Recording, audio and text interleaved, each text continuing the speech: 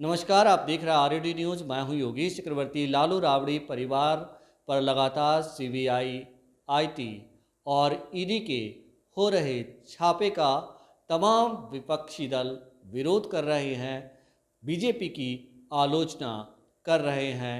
लगातार विपक्षी पार्टियों के नेता कह रहे हैं कि सीबीआई और जो केंद्रीय जांच एजेंसियां हैं उसका दुरुपयोग बीजेपी कर रही है। अब इसके बचाव में सुशील कुमार मोदी ने मोर्चा संभाला है और उन्होंने दावा किया है कि जो ललन सिंह, शिवानंद तिवारी और नीतीश कुमार जैसे नेता हैं, उन्होंने ही लैंड फॉर जॉब मामले में जो है कागज़ मुहैया कराया था। इन नेताओं ने ही सीबीआई में केस रजिस्टर्ड किया था।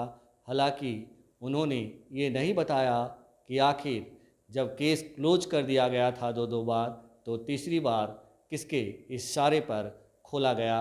सुनिए बीजेपी नेता सुशील कुमार मोदी क्या दलील दे रहे हैं। जमीन के बदले नौकरी मामले में एक बार फिर से सीबीआई ने तेजस्वी यादव को समन भेजा है। लालू परिवार फिर से मुश्किल में है। देखिए, ये जो पूरा मामला नौकरी के बदले ज़मीन का जो मामला है, उसको उजागर करने वाले हैं श्री ललन सिंह, जो इस समय जनता दल यू के राष्ट्रीय अध्यक्ष हैं। 2008 में जब मनमोहन सिंह देश के प्रधानमंत्री थे, उस समय ललन सिंह और स्वर्गीय शरद यादव ये दोनों गए थे ज्ञापन देने मनमोहन सिंह को कि लालू यादव ने रेल मंत्री रहते हुए दर्जनों लोगों से ज़मीन लिखवा लिया नौकरी के बदले में। लेकिन चूँकि उसमें यूपीए की सरकार थी, कोई कार्रवाई नहीं हुई। और 2014 के बाद जब एनडीए की सरकार बनी तो ललन सिंह फिर एक बार सक्रिय हो गए और सारे कागजात ललन सिंह और नीतीश कुमार की पार्टी ने सीबीआई को उपलब्ध कराया, जिसके आधार पर कार्रवाई हो रही है। अब ये बात अलग है कि आज प्रधानमंत्री बनने के लिए वो लालू यादव के साथ खड़े दिखाई पड़ रहे हैं, भ्रष्टाचार के साथ समझौता कर दिया नीतीश कुमार ने। तो जो लोग कल तक कागज उपलब्ध करा रहे थे, आज वो लालू के पक्ष में खड़े दिखाई पड़ रहे हैं। लेकिन देखिए, कानून के हाल बहुत लंबे होते हैं। सीबीआई के पास प्रमाण है, दस्तावेज है, सबूत है। उस सबूत को कोई नकार नहीं सकता है। और केवल एक ही बात का जवाब दे देते तेजस्वी यादव कि हृदयानंद चौधरी कौन है, जो रेलवे कॉम्प्लेक्स जो राजेंद्र नगर का वहाँ के 4th ग्रेड की एम्प्लॉई, जिनको लालू यादव ने रेलवे में नौकरी दी, और उस हृदयानंद चौधरी ने 60 लाख की अपनी ज़मीन गिफ्ट कर दिया हेमा यादव को। तो जो सारे प्रमाण हैं वो बहुत ही पुख्ता प्रमाण है, जिसमें कोई तेजस्वी यादव या उनके परिवार को बचा नहीं सकता है। और ये जो सिंपैथी कार्ड खेल रहे हैं, तो नीतीश जी ऐलान कर दें कि भविष्य में बिहार के अंदर पुलिस ऐसे किसी घर में नहीं जाएगी जिस घर में गर्भवती महिला है या कोई बीमार है या बच्चे हैं, वैसे किसी घर में पुलिस छापा मारने नहीं जाएगी। कर दें तो निर्णय कर दें या सीआरपी सीआईपी से भी इस बात को दर्ज करा दें, तो ये सिंपैथी कार्ड चलने वाला नहीं है। कल ईडी जो भी गई, जिस मकान में गई, D1008 न्यू फ्रेंड्स कॉलोनी का मकान, 4 मंजिला मकान, पॉश कॉलोनी, दिल्ली की सबसे शानदार कॉलोनी, 100 करोड़ रुपये से ज़्यादा का मकान। तो तेजस्वी यादव बताएं कि उस मकान के मालिक कैसे बन गए, वो मकान के वो आपका मकान कैसे हो गया, कब से हो गया आपका मकान। तो इन बातों का जवाब देना पड़ेगा आपको। ये सिंपैथिक कार्ड देने से काम नहीं चलेगा। जो व्यक्ति 29 साल की उम्र में 52 संपत्ति का मालिक बन गया, लोगों की पूरी ज़िंदगी गुजर जाती तो 2 मकान ही बना पाते, और तेजस्वी यादव 52 संपत्ति के मालिक बन गए। इन बातों का जवाब देने के बजाय फंसा दिया, बदले की भावना से कार्रवाई हो रही, इसी प्रकार की बातें कहने से आपको कोई बचा नहीं पाएगा। नीतीश कुमार कह रहे हैं कि जब भी महागठबंधन की सरकार बनती है रेड शुरू हो जाता है। 2017 में ऐसा नहीं है, ऐसा नहीं है।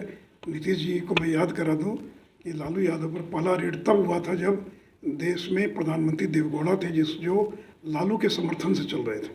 लालू जब पहली बार जेल गए, उस समय अटल बिहारी वाजपेयी प्रधानमंत्री नहीं थे, बल्कि यूपीए की उस समय की जो सरकार थी, जिसमें कांग्रेस का भी समर्थन था, उसकी सरकार थी। और लालू यादव के घर पर ही कोई पहला रेड नहीं हो रहा है। पिछले 30 साल में 50 बार छापा रेड हो चुका है। और अगर हिम्मत है तो नीतीश कुमार ऐलान कर दें कि जिस चारा घोटाला में लालू यादव को 4 मामलों में सज़ा हो चुकी है, वो फर्जी कागजात के आधार पर उनको सज़ा हुई है।